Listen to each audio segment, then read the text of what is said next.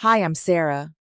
And all it took was a warm plate of pancakes served quietly to a hungry boy who never asked for anything for my family to call me, and embarrassment kick me out of the house I helped pay for and say I was feeding strays to feel special.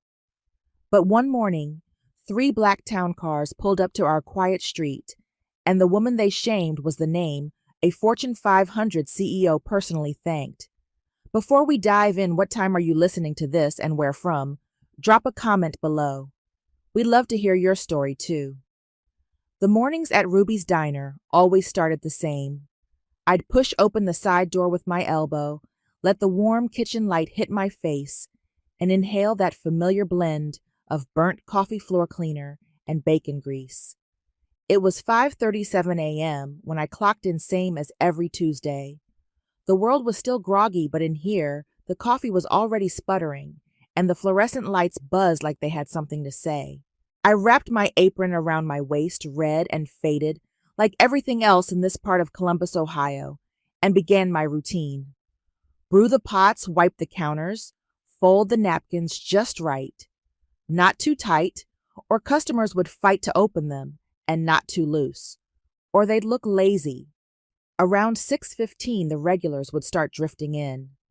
Mr. Harrison, the retired mechanic who smelled like WD-40 and Marlboros. Diane, who ordered scrambled eggs and read the obituaries like they were personal letters. And me, the quiet waitress no one ever really asked about. By 7, I glanced toward the back booth, and there he was again. Same boy, maybe 9 or 10. Small frame, worn Ohio State hoodie, pulled up even though we had the heat on. A library book always open in front of him. This time it looked like where the red fern grows pages held flat by his water glass. He didn't speak, didn't move much either, just read slowly and sipped water like it was a luxury. He reminded me of myself at that age, small, forgettable, watching the world from the edges. Except back then I didn't have a booth or a book, just a threadbare coat, and the sound of my stomach keeping me company.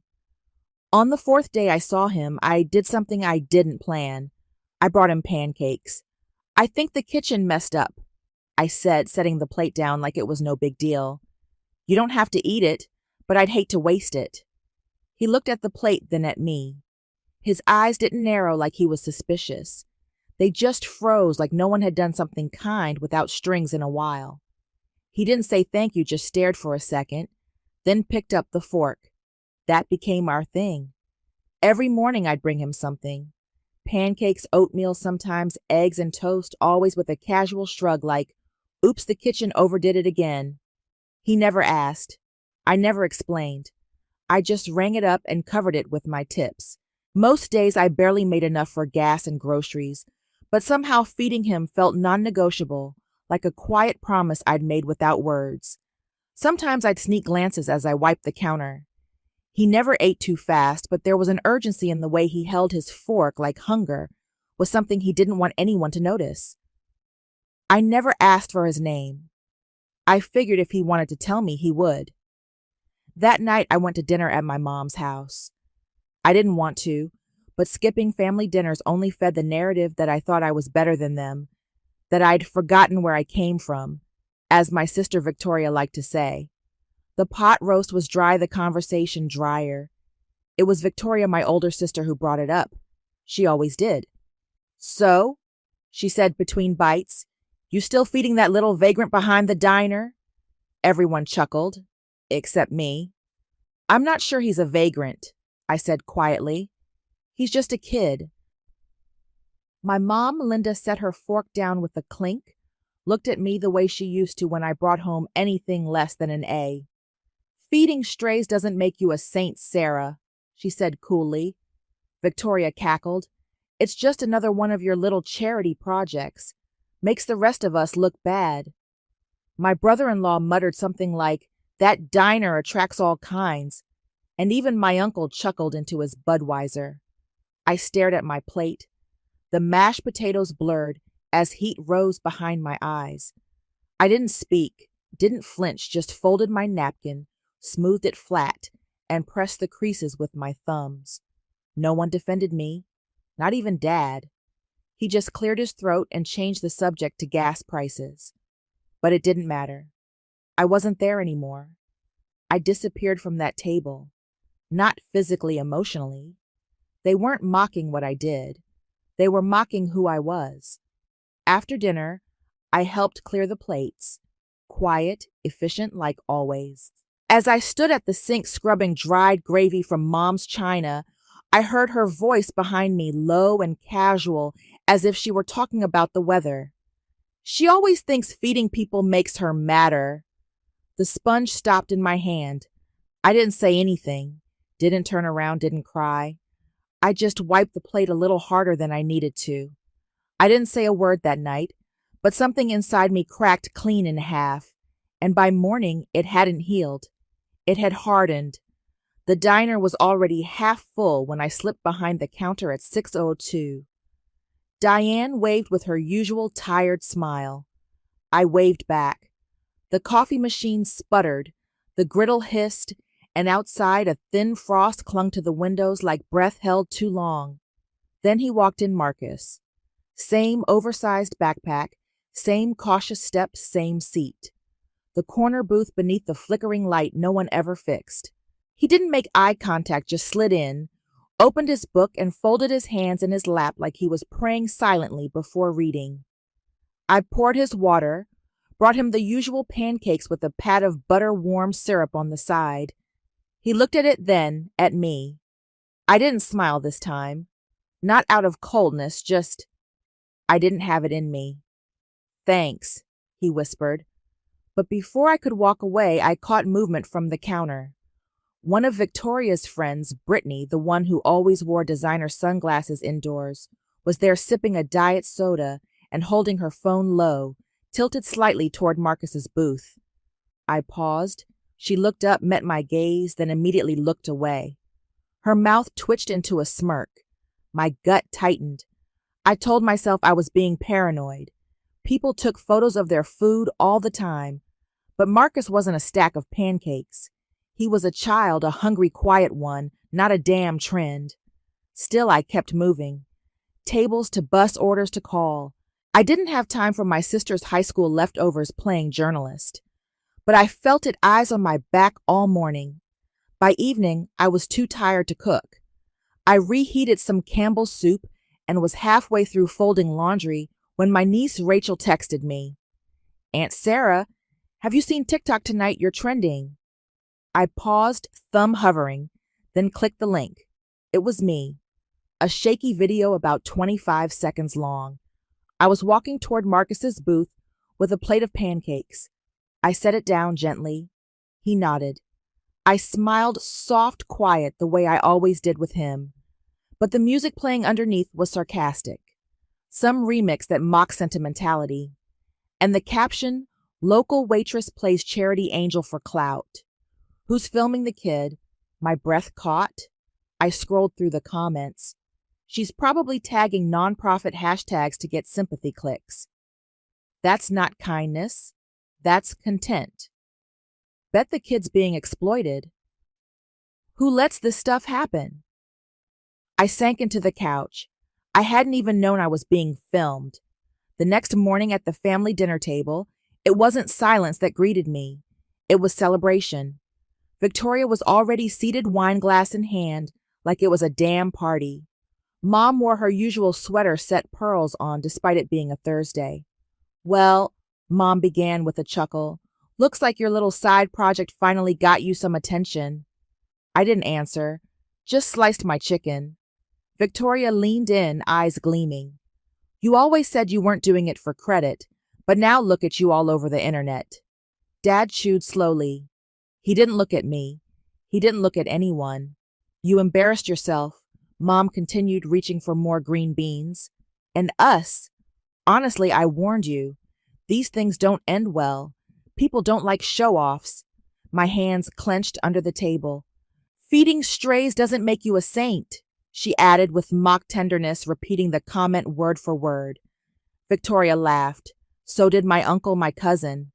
Even Rachel, who texted me the link in the first place, looked away with a tight-lipped smile.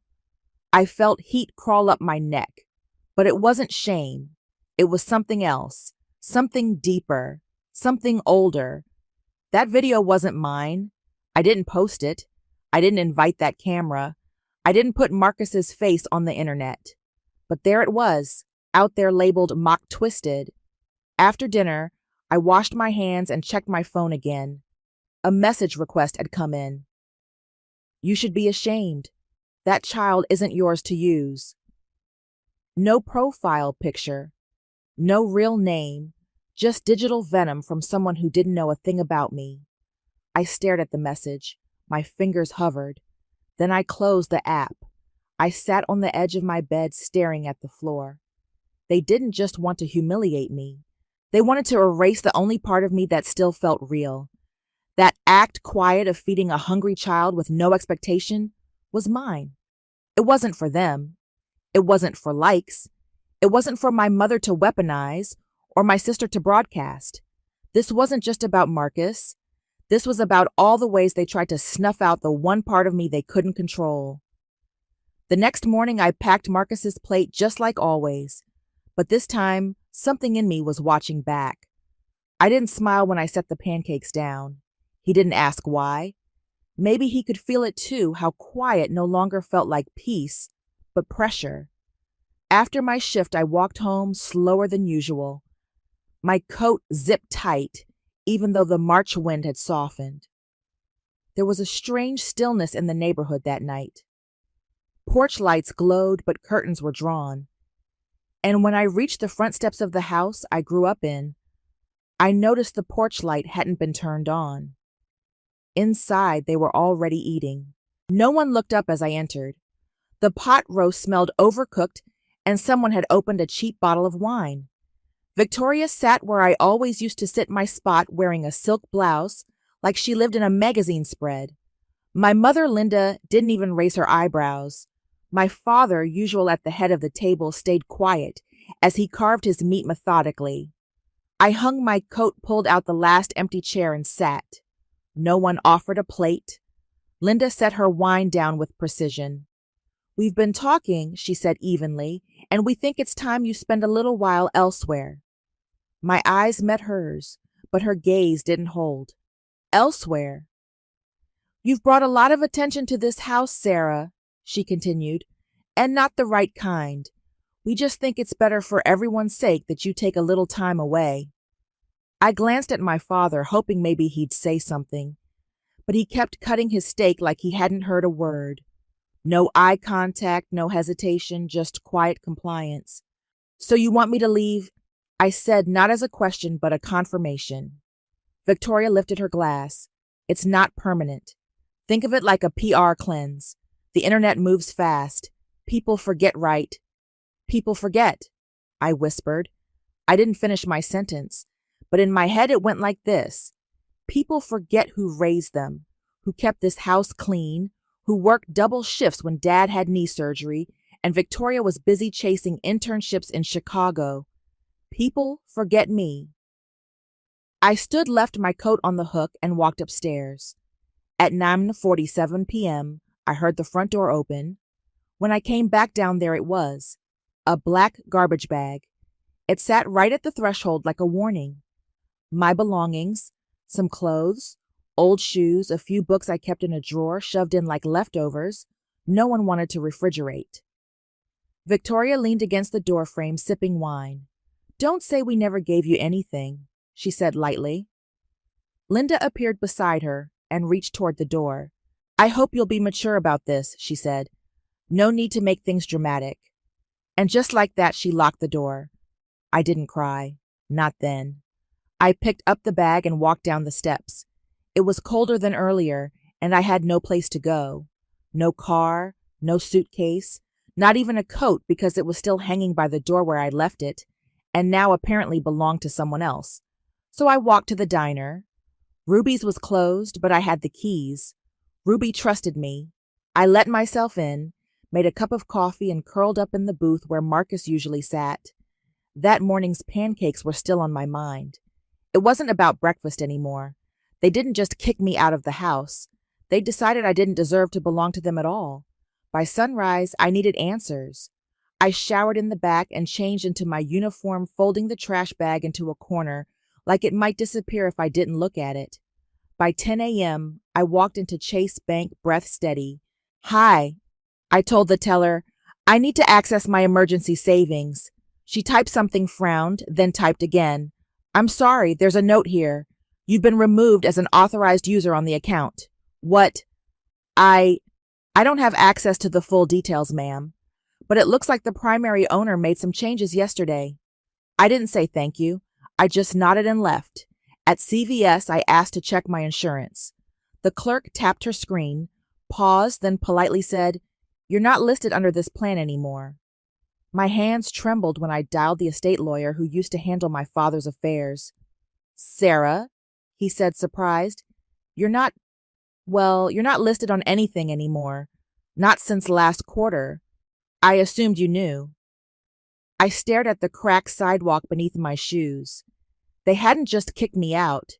They'd erased me, removed my name from accounts, insurance, even the family trust. Quietly, deliberately, like scraping old paint from a wall. I didn't get angry. Not right away. I got cold. That night, I went back to Ruby's. I didn't bother turning on the front lights, just went straight to the back room and sat on the cot near the storage shelf. There in my purse were the documents I'd requested last fall. Copies of the trust, the accounts, the original insurance policies. I laid them out and compared them.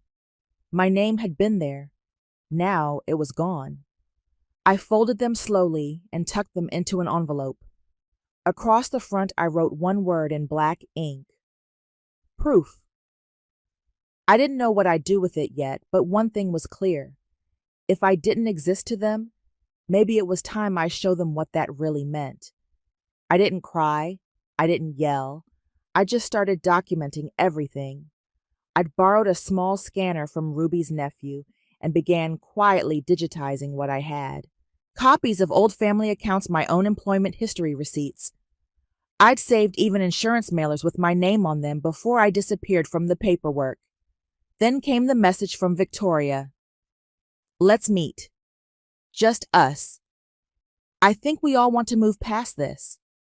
That should have been my warning, but I went anyway. She said it would be neutral, that the lawyer's office downtown could be a safe space. Her words, not mine. I walked in around 10 a.m., clutching a notebook tight against my ribs. I wasn't sure why I brought it. Maybe to look more official, more guarded, or maybe to remind myself I wasn't just a waitress they could brush aside. The waiting room was too cold, too quiet. When the receptionist called my name, I followed her down the hallway, and there they were. Linda, already seated in her usual posture, back straight, legs crossed like she was there to sign a building contract, not settle family tension. Victoria wore gray slacks and a blazer I recognized from last Christmas. "Glad you came," she said, as if we were catching up for coffee. I sat. The lawyer, a man named Brighton, I vaguely recalled from Dad's old will discussions, slid a folder toward me. Neat, crisp, centered. "Ms. Walker, we were hoping you could review and acknowledge this document," he said. Neutral, like trained legal ease. Always is. I opened it. The title struck me like a slap. Voluntary Release of Family Claims and Narrative Rights. I blinked. Victoria leaned in. "It's really just a formality, something to keep things quiet, for the family's reputation after everything online." Linda didn't smile. She didn't blink either. "We're not asking for much, Sarah. We just want peace, and this ensures it." I flipped through the pages. Beneath the legal phrases, waiver of all future contest, non-disparagement clause, forfeiture of media claims, I saw what they were really saying. We want you gagged. We want you legally buried. And while we're at it, we'll make sure you can never claw your way back into what we built, even if what we built was partially yours. I closed the folder gently. "I'll have someone look at it," I said. Victoria shifted. "There's no need for lawyering up. Oh, it's straightforward." I stood. "So is theft. Doesn't make it right." Linda's voice followed me as I left. You've caused enough noise. Let's keep this clean. I paused at the door. You want clean? Then maybe stop sweeping me under your rug. And then I left. Later that day, I was back at the diner.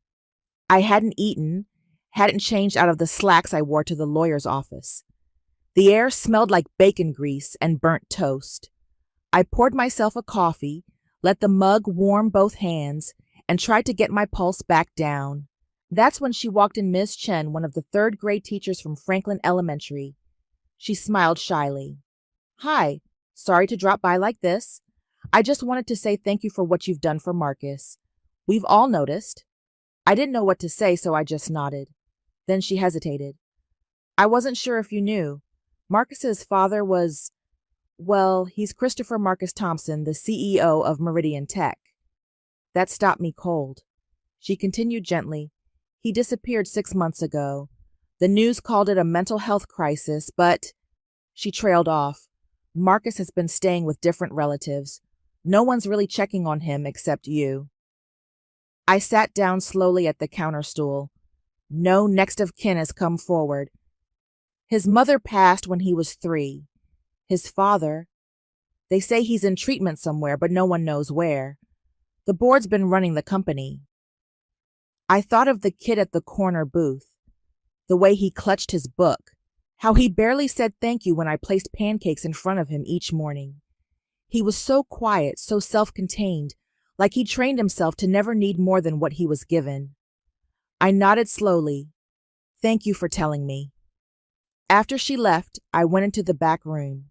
The envelope I'd labeled proof was still where I'd left it under the register drawer inside an old recipe book no one ever used. I slid the legal document from Brighton inside. Then beside it, I placed a second envelope.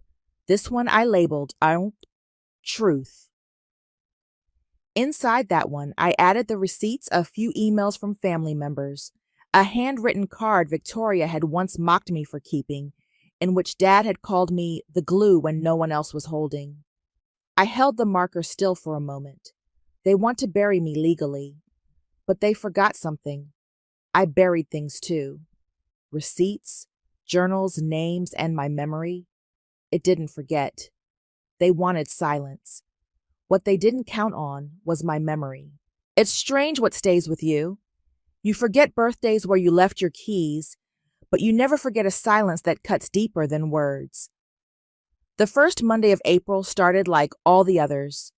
I got to Ruby's a little before 6, brushed the morning dew off the diner windows, flipped on the sign and started the coffee. Then I pulled out the chipped plate I always used for Marcus poured batter, sizzled butter pancakes just the way he liked them. I placed the plate at the back booth by instinct. He'd always show up by 7:10 sometimes, earlier, never later. But that morning, 7:15 came and went, then 7:30. Maybe he overslept, I told myself. Kids do that. The plate went cold. I wrapped it in foil, tucked it in the warmer, and shook it off. Tuesday, same drill. Plate ready. Booth set. Nothing. Wednesday, I called the school. Ms. Chen was kind, but there was a new caution in her voice. Social services picked him up on Monday, she said quietly. There was a change in custody status. What changed? I asked. She paused. We're not told details, just that a report was made. He's in state care now. I swallowed hard. Was it the videos? Her silence was louder than any answer. I hung up, sat down at the counter, and stared at the still steaming coffee I hadn't even tasted. By Thursday, my nerves were raw. Every time the door chimed, my body flinched. Every footstep down the sidewalk made me glance toward the glass. I stopped prepping his plate. I couldn't keep doing it just to see it sit there. That afternoon, after the lunch rush thinned and Ruby went to smoke out back, I stepped into the storage room, closed the door. The overhead bulb flickered, once then held steady. I sat on an overturned milk crate, the kind we used to store extra ketchup packets, and unwrapped the foil from the last pancake I'd saved for him. It was rubbery cold, but I ate it anyway. Not because I was hungry, but because it felt wrong to throw it out. He was gone just like that. No goodbye, no note. I should have done more. Should have asked more questions, filed something called someone. Instead, I just kept feeding him and telling myself that was enough. I didn't protect him, I whispered, just like no one protected me. I thought back to being 22, fresh out of community college. The suitcase at the foot of the stairs, the key left on the kitchen counter the way my mother called it, teaching me independence. I'd floated between friends' couches and a church basement. I kept thinking maybe this time someone would ask me to stay. Really stay. No one ever did. And now I'd let it happen to him. That night, I texted Mara, my cousin, in Cleveland. We used to be close before Victoria's wedding made lines in the sand. I kept it simple. Just need someone to talk to. Can I call? She didn't reply right away. I closed up the diner, cleaned the coffee machine, wiped the counters 3 times, even though they were already clean. At 9:43 p.m., my phone buzzed. Mara. I don't want to get involved in family things. You understand, right? I stared at the screen for a full minute. No, I didn't understand. Not really. But I'd used the same excuse before. I'd told myself, just stay out of it. Don't stir trouble. They all chose survival over truth. Just like I used to, I murmured. So I didn't text her back. Instead, I made one more pancake, wrapped it tight in foil. Then I walked. The April wind was sharper than the forecast claimed. It cut through my jacket like truth cuts through comfort, quiet, invisible, but undeniable. The bench was still there outside Franklin Elementary, painted green, peeling along the edge. I'd seen him sit there after class, his legs swinging, backpack clenched, like he expected someone to try and take it. I sat for a second, let my breath settle. Then I placed the wrapped pancake on the bench. Inside the foil, I tucked a note. I'm still here just in case. And I walked away. I didn't turn around. Some people walk out of your life quietly, but their absence shouts louder than any scream. The letter didn't come from Marcus, but it carried his voice. I found it tucked between the morning newspapers on the register when I opened the diner. No stamp, no return address, just my name in uneven block letters. I held it like it might break. Inside was a sheet of lined notebook paper, the edges torn messy from a spiral spine. The handwriting was shaky, but the message was clear. I didn't know your name until the lady came, but you looked at me like I mattered. You made me feel full when I was empty. I hope they don't make you stop looking at people like that. You're not like the others.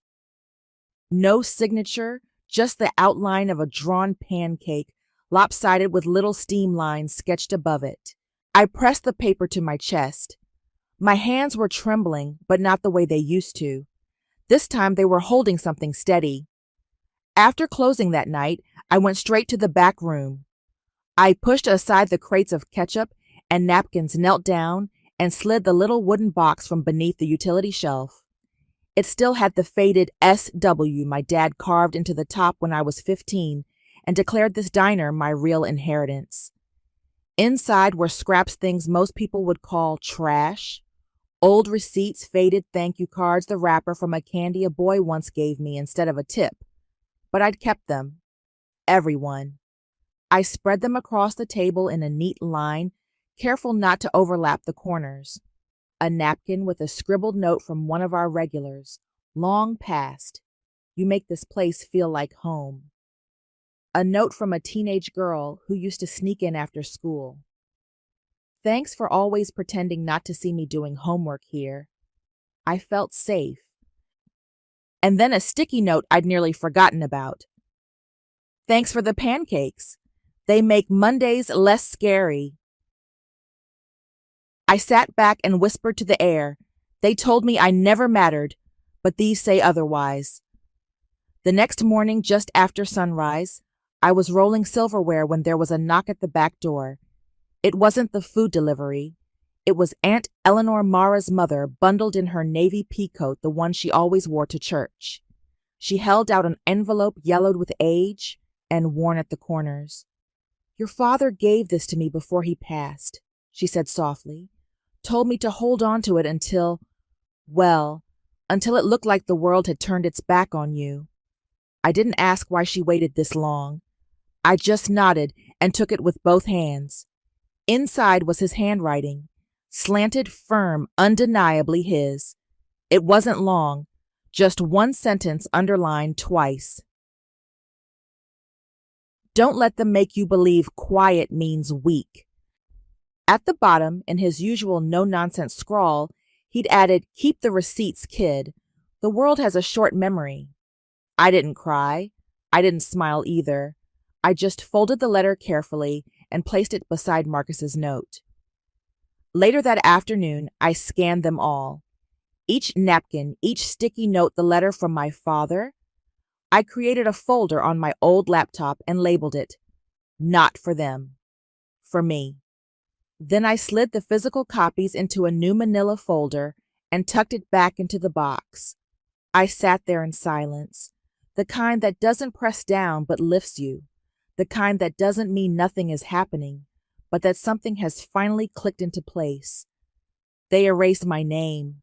I said out loud, to the shelves, the dust, the quiet hum of the cooler. But I remember who I am now.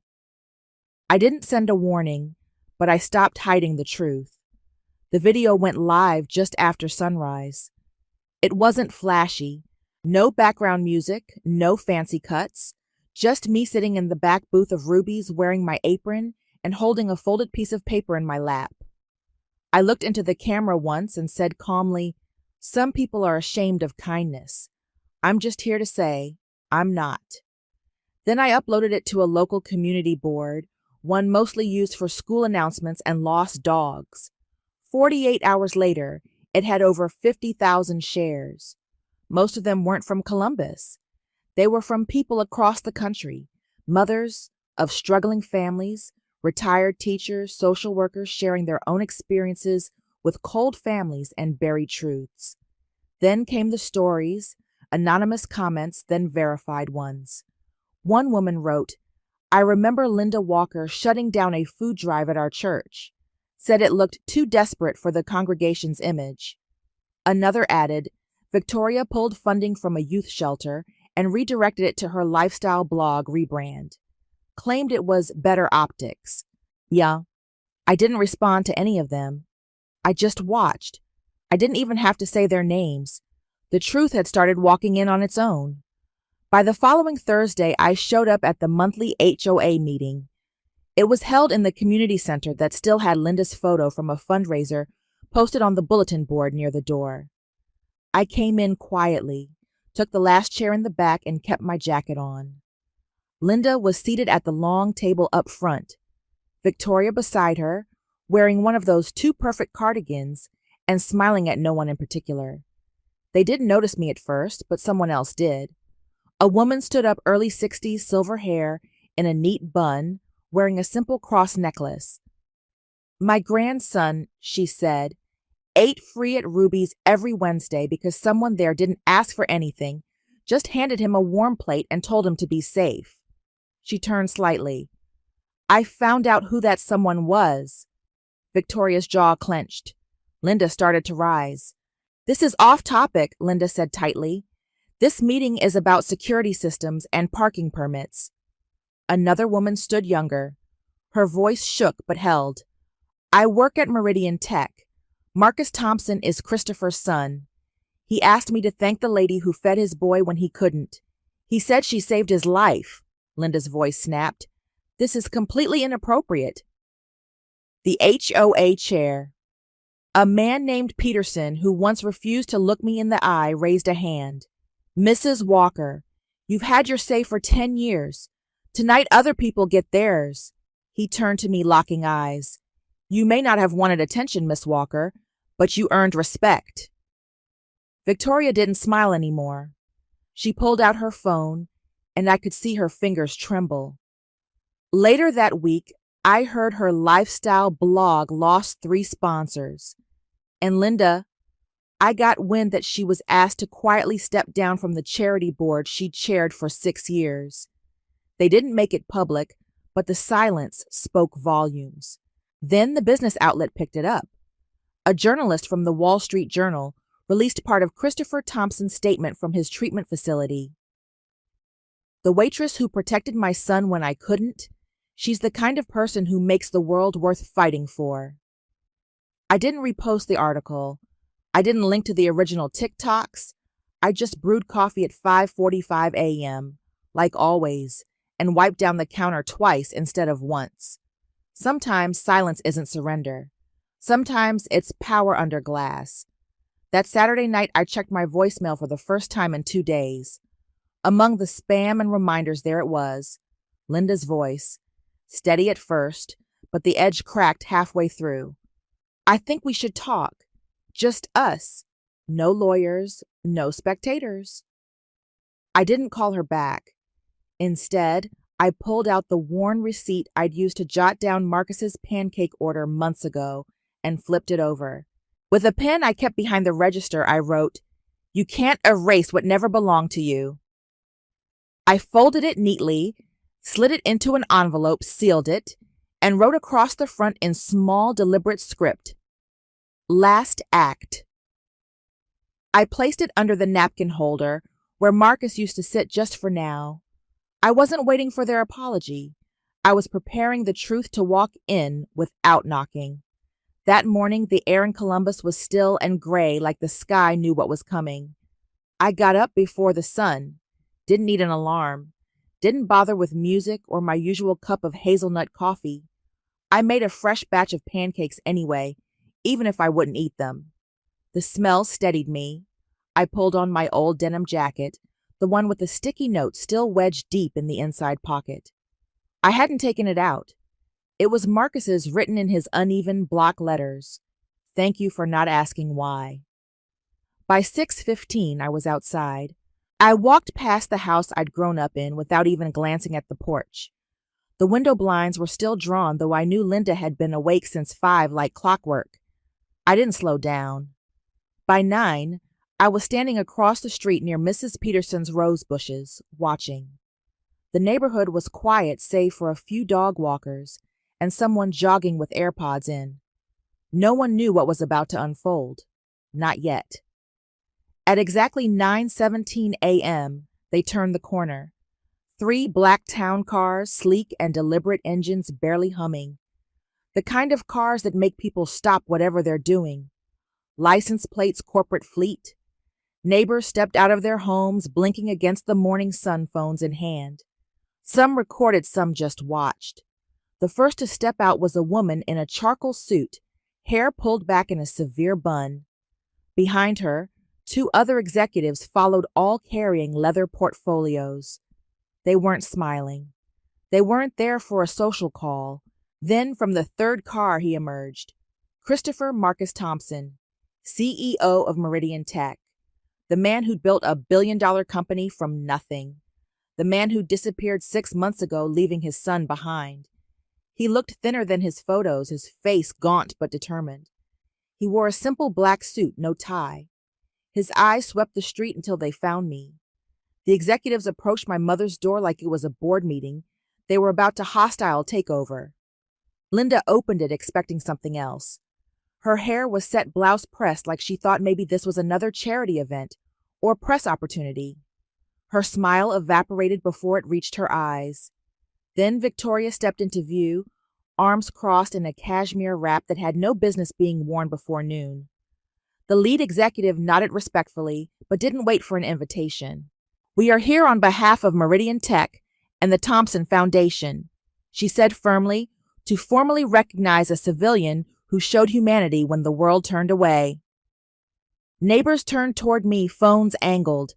I didn't move. The executive pulled out a crystal plaque from her portfolio and began reading from it an official statement for Miss Sarah Walker for demonstrating that true charity requires no audience. Victoria's voice cracked. "This can't be real." Linda didn't speak, but her hand clutched the door frame so tightly her knuckles turned white. Then Christopher Thompson himself stepped forward. He looked directly at me, his voice rough but clear. You fed my son when I couldn't. You gave him dignity when I failed him. The least I can do is ensure everyone knows your name. Then a small voice cut through the air. That's her. I turned. Marcus was standing by the sidewalk holding the hand of a woman I recognized as the Meridian Tech's chief counsel. He was dressed in clean jeans and a new Ohio State hoodie, but his eyes were the same, steady, careful. The woman nodded once. I walked over. I crouched slightly to his level. I kept your table warm, I whispered. He didn't say anything. He just wrapped his arms around me fast and tight like he'd been holding that hug in for months. When I stood back up, someone began to clap. It wasn't loud. It wasn't orchestrated. It was honest. Then another joined and another. In a matter of seconds, a quiet wave of applause moved down the block. Not for the cameras, not for show, just for truth finally seen. Christopher Thompson stepped closer to me. The foundation is establishing a program, Thompson's Table. Free meals for any child who needs them, no questions asked. We'd like you to run it. The executives gave me a final nod and began returning to their vehicles. But Christopher lingered. He handed me a business card. My direct line, he said quietly. Marcus asked if he could have pancakes with you on Sundays, if that's okay. I nodded, unable to speak. The town cars pulled away slowly, leaving behind a neighborhood no longer pretending not to see. I turned back toward the house. Linda was still standing there, arms stiff at her sides. Her eyes were glossy, her mouth pressed thin. I stepped forward and handed her the sealed envelope I'd prepared. You wanted silence, I said softly. Here's what it looks like with honor. She didn't reach for it, so I set it on the porch rail and walked away. Inside was a copy of Marcus's letter, the certificate from Meridian Tech, and a photo I'd taken that morning of the diner booth, with a single napkin folded carefully on the table. I didn't go back to that house. I didn't need to anymore. The sun rose soft and low that May morning, spilling honeyed light over the sidewalks of Columbus. At Ruby's, I turned the key in the front door like I'd done hundreds of mornings before, but something felt different now, like the air knew what had passed and who I was finally. Booth 6 sat near the window, its vinyl cushions freshly cleaned. Tucked just beneath the salt shaker was a new addition, a small brass plaque polished to a soft gleam. Reserved in honor of quiet kindness. Above it, thank you cards had begun to accumulate, left behind by parents who'd heard the story, seen the news, or simply understood what it meant to feed a child without asking why. I poured coffee for a man in a Meridian Tech polo seated at the booth. He nodded once. I nodded back. We didn't speak. We didn't have to. Sometimes Marcus's guardian stopped by, usually late in the morning. She'd bring homemade cookies and leave them on the counter. He's doing well, she said once softly. He's in therapy now. He's learning piano. She smiled. He still folds his napkins like you showed him. That was enough. Later that week, the Columbus Dispatch ran the full story, The Waitress Who Fed Dignity. They ran my name, my photo in front of Ruby's, and the plaque from Thompson Foundation beside it. It didn't go national, but it didn't need to. Comments flooded the online version. I read through them in the quiet hours before sunrise. One said, I aged out of foster care. Someone once bought me breakfast and looked me in the eye, and it's the only reason I finished school. Another, you gave more than food. You gave proof we mattered. And one I printed out folded and placed inside my father's old journal beneath his underlined words, keep the receipts.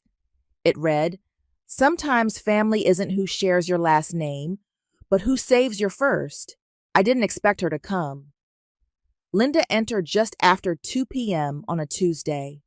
The lunch crowd had gone. I was wiping the counter when I saw her reflection in the window. Smaller than I remembered, her shoulders rounded, her eyes bare. No makeup, hair twisted into a simple bun. She didn't wear jewelry. She walked up to the counter and didn't sit. She placed an envelope in front of me. I don't expect forgiveness, she murmured. I just didn't know you had that much strength in you. I didn't look at the envelope. I didn't touch it. You always thought silence meant weakness. I said, my voice steady. But I learned it meant clarity. She blinked hard. Her lips parted like she might say something else, but she didn't. Instead, she turned. As she passed booth 6, she paused. Her eyes rested on the plaque. I kept my back to her, but spoke calmly, just loud enough. Feeding strays doesn't make you a saint, but it makes you human. She didn't reply, just the soft sound of the bell above the door, and she was gone. That night, I closed the diner alone. I switched off lights one by one, the last being the small bulb above booth 6. It glowed for a breath longer than the others, then faded. In my new apartment, small, clean, quiet, I hung the framed photo on the wall across from my kitchen table.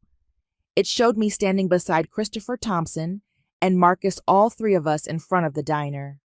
Booth 6 was just visible behind the glass. Underneath the frame, taped carefully, was a note in Marcus's handwriting. You saved more than my mornings.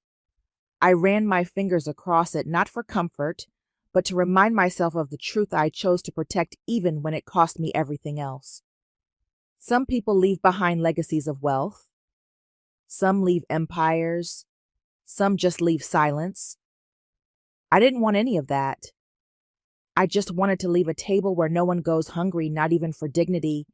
Have you ever done something small, something quiet, something no one ever thanked you for, but you knew it mattered, because sometimes that's where the real heroes live? Not in applause, but in the empty booths they filled before anyone ever noticed.